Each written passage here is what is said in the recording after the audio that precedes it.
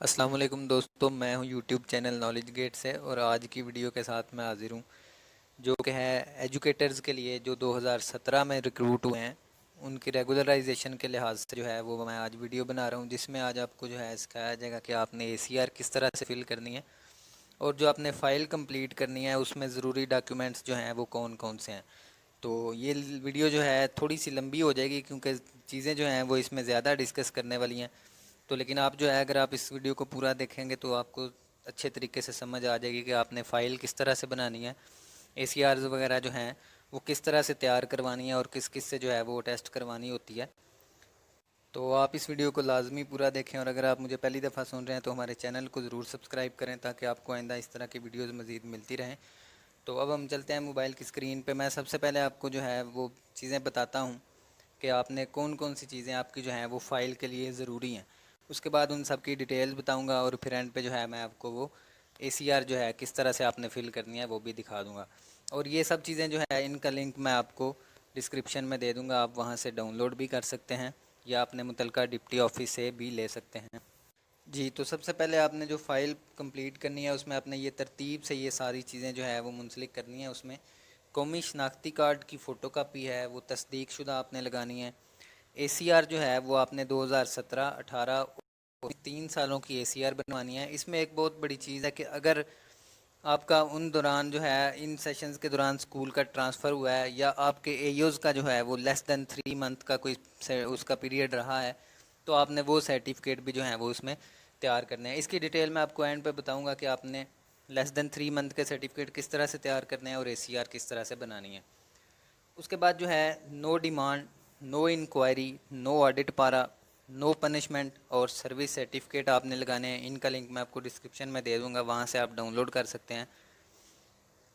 Pack result statement, आपने जो है पैक क्लासेस पढ़ाई हैं तो वो 2018, 19 और 20। अब जो पीएसटी या सॉरी जो ईएससी हैं, जो प्राइमरी स्कूल टीचर्स हैं, उनके लिए तो जो है 2020 का पैक एग्ज़ाम नहीं हुआ क्योंकि 5 क्लास जो है वो पैक एग्ज़ाम इस दफ़ा नहीं हुआ। तो आपने सिर्फ 2018 और 19 का पैक एग्ज़ाम की स्टेटमेंट लेनी है और 2020 का जो है वो आपने स्कूल की स्टेटमेंट, जो स्कूल में एग्ज़ाम हुए हैं उसका रिज़ल्ट आपने साथ लगाना है।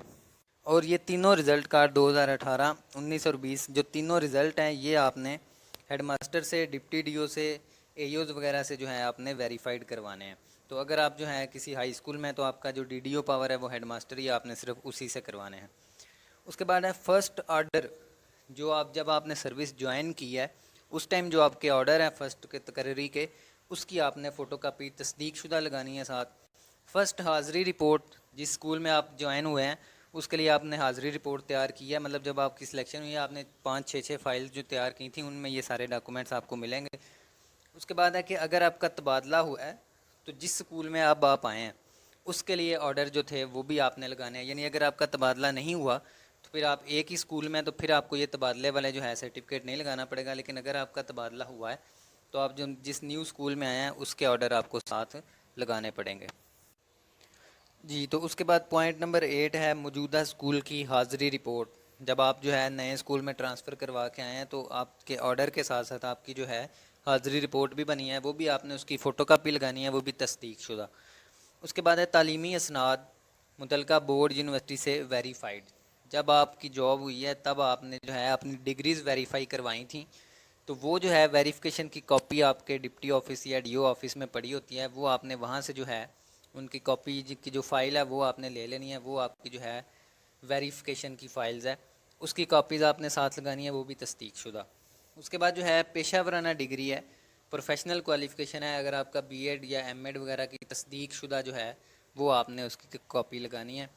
तो अगर बीएड है तो बीएड का, अगर एमएड है तो फिर एमएड का भी लगा देंगे। जी, तो उसके बाद पॉइंट नंबर 11 है सर्विस बुक, उसकी भी आपने कॉपी जो है वो साथ तस्दीक शुदा लगानी है। जी, पॉइंट नंबर 12 जो है वो मोस्ट इम्पोर्टेंट है, असल सर्विस बुक मोरखा 1/12/2019 तक हर लिहाज से तकमील शुदा होनी चाहिए। यानी कि 1 दिसंबर 2019 तक आपने जो है अपनी सर्विस बुक जो है वो कंप्लीट आपकी होनी चाहिए हर लिहाज से, उसमें सारी एंट्रीज जो हैं वो उसमें इंदराज उनका होना चाहिए। तो ये सारे पॉइंट्स हैं जो आपको जो है ये आपने पूरे करने हैं अपनी रेगुलराइजेशन के लिए।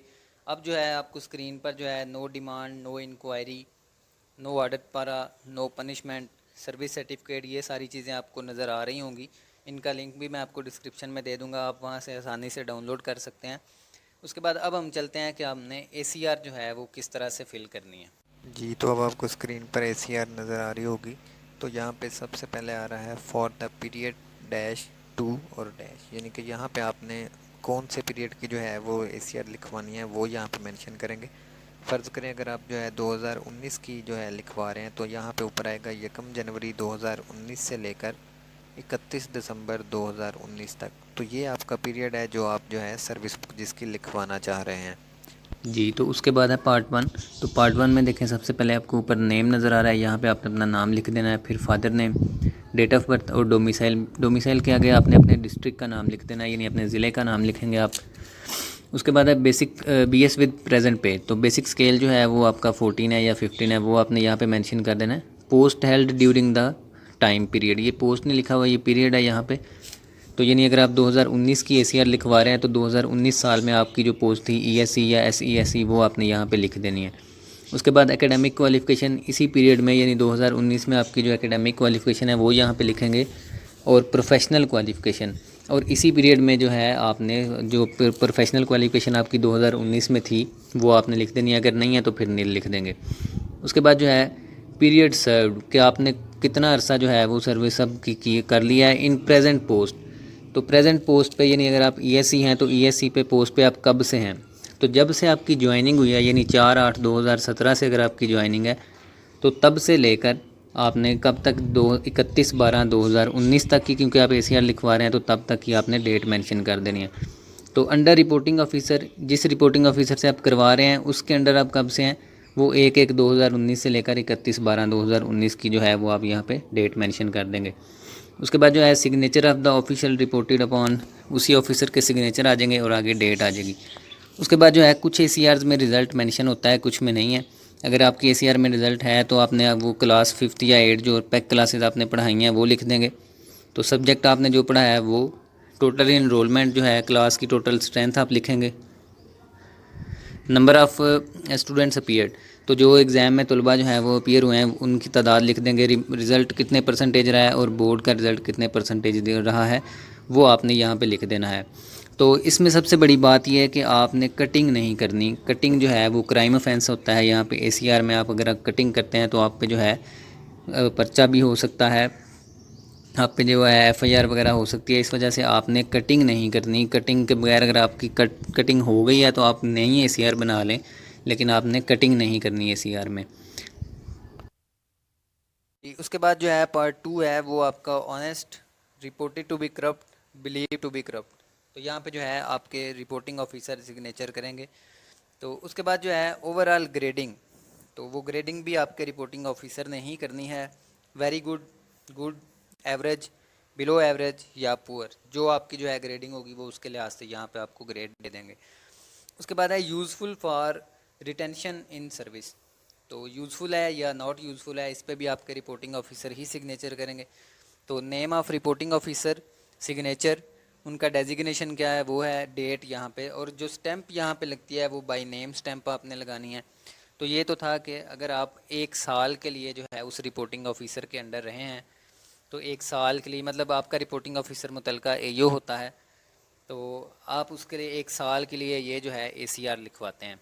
अब अगर फ़र्ज़ करें आपका लेस दैन 3 मंथ्स का जो पीरियड है, यानी अगर आपका एक AO था वो 1 जनवरी से लेकर फरवरी के मंथ तक रहा है, या फरवरी के मंथ के एंड तक रहा है, या मिड तक रहा है, और बाद में वो चेंज हो गया, तो उसके लिए फिर आपको जो है लेस दैन 3 मंथ्स का जो है परफॉर्मा फिल करना पड़ता है, क्योंकि उस AO के 3 मंथ से कम जो था वो ड्यूरेशन थी उसकी।